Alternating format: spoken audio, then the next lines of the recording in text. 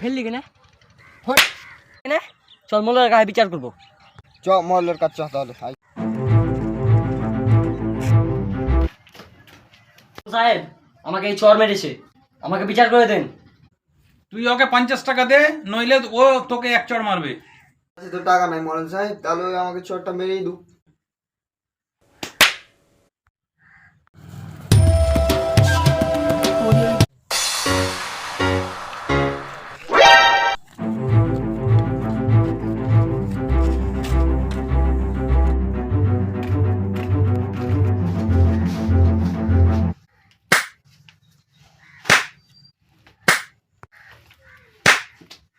এই চড় কেন মারলি?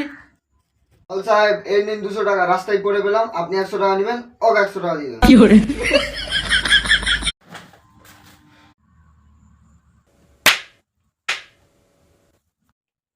ওই যে 100 টাকা দিয়ে গেল, ওই টাকাটা আপনি রেখে দেন।